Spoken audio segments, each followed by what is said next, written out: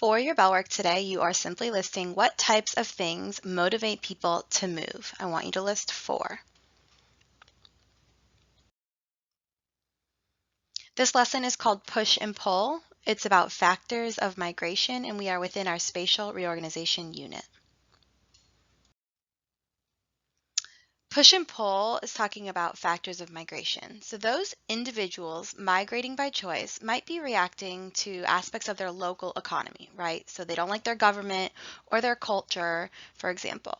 And these are unfavorable enough to push them away from their current home. So again, if they don't like their economy, their government, their culture, something like that, they might feel the push to leave.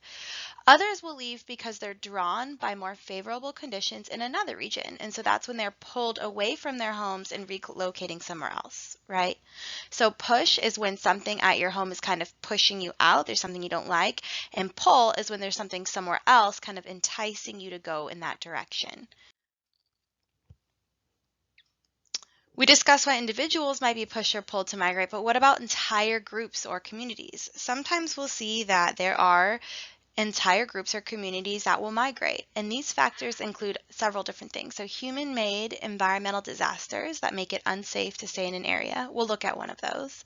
Natural disasters that make it unsafe. So we experience that in the southeast with hurricanes, right? The loss of industries or employers in an area. So let's say there's a big automobile company that closes or they move their factory and they employed a lot of individuals. Maybe that might be an entire community really that needs to leave in order to find a new job. If someone's looking for a less extreme climate, so let's say they live in Alaska and they decide they don't want to deal with the cold anymore. Cultural resources, job opportunities, and civil war are also additional factors. A good example is the idea of rural versus urban living. So for 2 decades, people have been leaving rural areas, which means like country or agricultural areas, because there aren't as many available jobs in those areas. Where to next? Well, they're going to move into cities or urban areas. So they migrate to these areas because cities oftentimes have more jobs available. Sometimes migrants are called refugees. Refugees are when people are forced away from their home by conflict or persecution, right? So it's not safe to stay where their home is. At the end of 2019, there were almost 80 million, 79.5 million refugees worldwide. This number varies a little depending on which source you look at, but the general consensus is that it's about 80 million people. There are 272 million migrants worldwide. So these are different from refugees. Refugees are forced from their home because it's unsafe to stay there. Migrants are people who can choose to leave their home, right? So they reside in a country or region other than their country or region of birth. All right, so you can go ahead and pause the video. I want you to read through source 6 and answer these 4 questions on your worksheet. I'm not going to talk through it, so just go ahead and pause the video.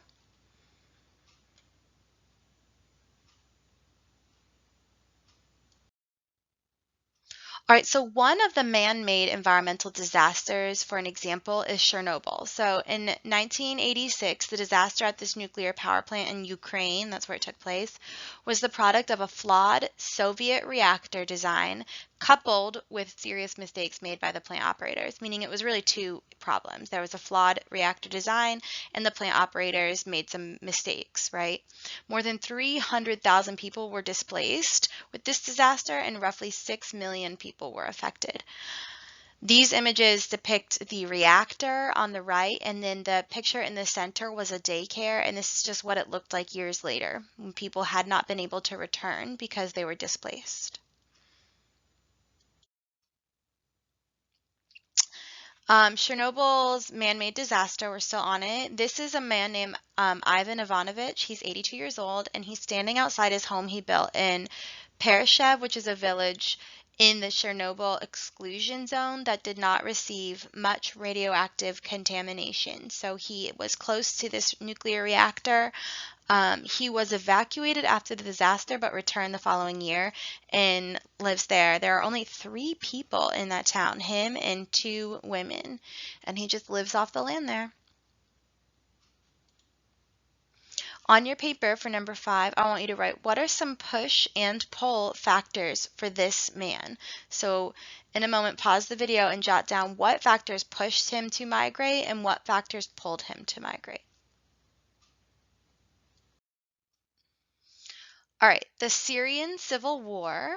In March 2011, Syria's government, led by President Bashar al-Assad, faced a challenge to its authority when a pro-democracy protest, because it was not a democratic country or is not, erupted throughout the country.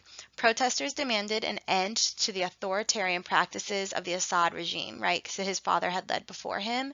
So because they're authoritarian, they rule with a lot of power, and because it's not a democracy, the people don't have a say in their government. So they're protesting. The Syrian government used violence to suppress these demonstrations, making extensive use of police, military, and paramilitary forces. So basically, they're incredibly violent, and they reacted in what anyone else would consider to be like an inappropriate way. Opposition militias began to form in 2011. These are people who oppose the government. And by 2012, the conflict expanded into a full-fledged civil war. Okay, so when I embed a video into a PowerPoint and then I voice record over it, when I go to export this, it won't play the whole video, it'll play the audio, but I want you to see this. It's really important to me that you guys understand what's going on in the world today. You can only see, I know, the image, you can't see the video, but this little boy has become the face of Syrian Civil War, meaning he kind of represents what's going on. The Syrian Civil War is ongoing, and it has claimed more than 400,000 people right now, today. So most of you probably don't even know what's going on. 41,000 of these people who have died in the past couple of years have been children. So please take a moment, pause the video, and click the other link that I provided in Canvas. It's really important that you watch this video. Once you're done with that, just come back to this one.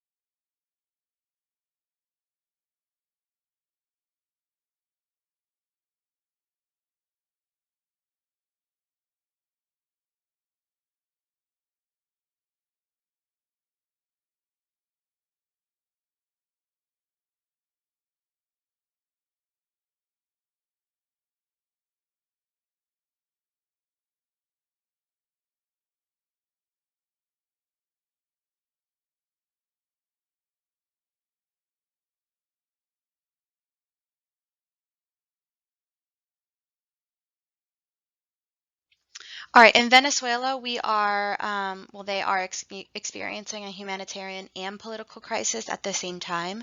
Venezuelans are fleeing an economic and political crisis as they endure a violation of human rights and a deepening humanitarian emergency. This is also current events, guys. This is what's going around our world today. The humanitarian crisis in Venezuela consists of widespread poverty and chronic shortages of food, medicine, and other basic necessities.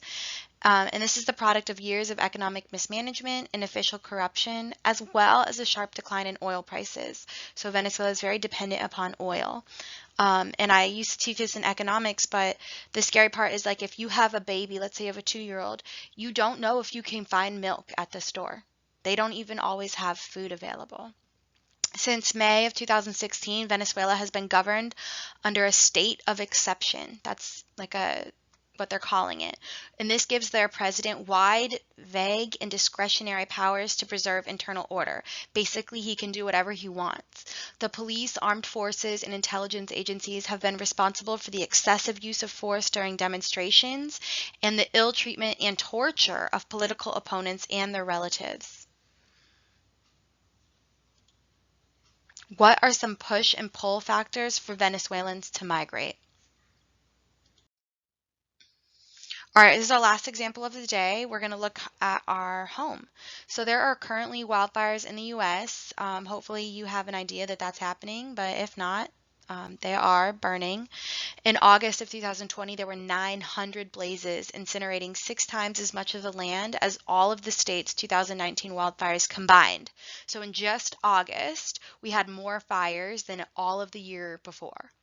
It forced 100,000 people from their homes. 3 of the largest fires in history burned simultaneously at the same time in a ring around the San Francisco Bay Area. 162 million people, nearly 1 in 2, will most likely experience a decline in the quality of their environment, namely more heat and less water available. 162 million people. By 2070, so in 50 years, as trending analysis suggests, if carbon emissions rise at the extreme levels that they are, at least 4 million Americans will find themselves living what's called at the fringe, which means in a place decidedly outside the ideal niche for human life, meaning like an unbearable existence. What are some push and pull factors for people to migrate in the United States based? All right, so that's it for today. What you need to do now is go back into Canvas and go into the discussion that's posted for today. You will answer the following 2 questions in that discussion. Number your responses 1 and 2. You do not need to rewrite the question. You can if you want to, but you don't need to. So number 1 says, to what extent do the global migration trends that we looked at today, so those 4 examples, Chernobyl, Venezuela, Syria, and the United States, to what extent do they reflect the laws that Ravenstein created in the 1880s, which was the source 6 that we looked at? So do they match his predictions? Are they similar to what he was saying? Number 2 asks, which example best reflects his predictions about migration? So reread source 6, reread his predictions. Of the 4 that we discussed today, which one do you think best reflects his predictions? This is your grade for today, so please put some effort in. Your responses should be in complete sentences. You can respond to each other, but again, that's not part of the assignment today. Normally it is, but today I want you to just focus on these 2.